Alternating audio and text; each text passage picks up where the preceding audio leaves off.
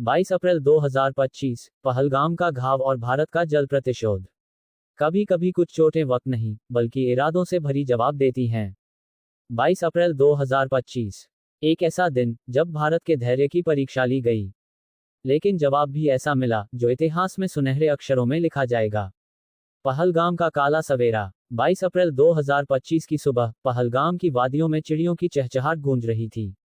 सूरज की हल्की सुनहरी किरणें बर्फ से ढकी पहाड़ियों पर पड़ रही थीं। पर तभी इस सुकून भरे माहौल को चीरती हुई एक दिल दहला देने वाली खबर आई। पहलगाम में एक बड़ा आतंकी हमला हुआ था। काया आतंकियों ने हमारे निहत्थे यात्रियों और स्थानीय नागरिकों को निशाना बनाया। गोलीबारी, बम धमाके, और कुछ ही मिनटों में वादी का रंग हरे से लाल हो गया। भारत के जवानों ने डटकर मुकाबला किया। बहादुरी से लड़ते हुए कई जवानों ने मातृभूमि के लिए अपने प्राणों का बलिदान दे दिया। लेकिन इस बार सिर्फ आंसू नहीं बहे थे। इस बार देश के कोने कोने से एक ही आवाज उठी थी, अब बहुत हो चुका। भारत का बदला परंपरा नहीं, परिवर्तन। पहले के दौर में भारत सिर्फ हमलों की निंदा करता था, लेकिन 2025 का भारत बदला हुआ था। ये न्यू इंडिया था जो जवाब पत्थर से नहीं, नीति और रणनीति से देता था। दिल्ली में उसी शाम एक आपातकालीन बैठक बुलाई गई। प्रधानमंत्री, रक्षा मंत्री, राष्ट्रीय सुरक्षा सलाहकार, सभी ने तय कर लिया, अब सिर्फ गोली नहीं, अब पाकिस्तान की धमनियों पर प्रहार किया जाएगा।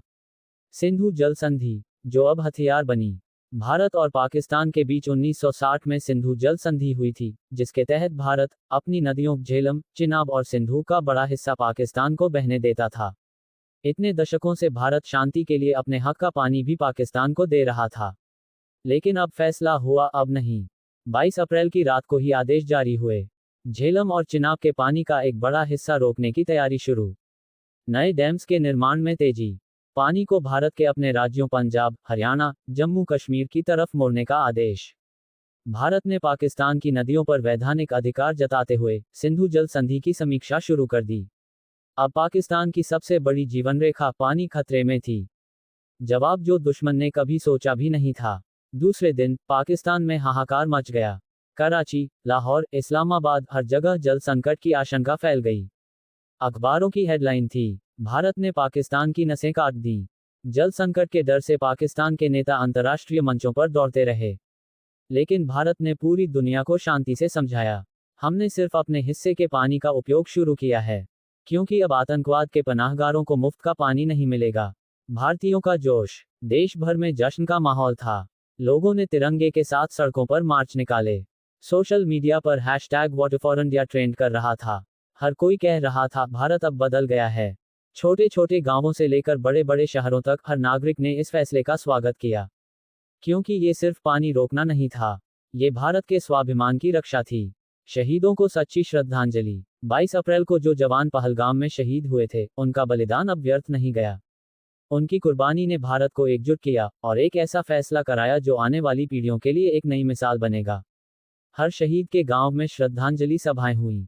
लोगों ने कसम खाए, हम हर हाल में अपने देश की रक्षा करेंगे, चाहे वो सीमा पर हो या जीवनदायिनी नदियों पर।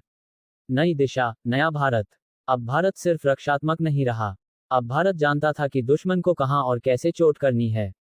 चाहे वो कूटनीति हो, सैन्य कार्रवाई हो या आर्थिक नीति, भारत हर मोर्चे पर सशक्त बन चुका था। पहलगाम का हमला एक चेतावनी थी, लेकिन भारत ने उस चेतावनी को अपने जज्बे, रणनीति और शक्ति से एक इतिहास में बदल दिया। आज भी जब हम 22 अप्रैल 2025 को याद करते हैं, हम सिर्फ दुख नहीं, बल्कि गर्व से भर जाते हैं, क्योंकि इस दिन भारत ने दुनिया को दिखा दिया था, अगर कोई हमें ललकारेगा तो हम उसे अपने तरीके से जवाब देंगे, और वो जवाब इतिहास बन जाएगा। अगर आपको ये कहानी भारत के साहस, नीति और स्वाभिमान का प्रतीक लगी, अगर आपके भीतर भी वो आग धधक उठी जो हर सच्चे भारतीय के सीने में जलती है, तो इस वीडियो को लाइक जरूर करें। इस गर्व भरी गाथा को हर देशवासी तक पहुंचाने के लिए इसे शेयर करें, और ऐसी ही प्रेरणादायक कहानियों के लिए हमारे साथ इस यात्रा पर जुड़े रहने के लिए सब्सक्राइब करना न भूलें, क्योंकि यही तो है नए भारत की आवाज़, और अब ये आवाज़ कभी नहीं थमेगी। जय हिंद, वंदे मातरम।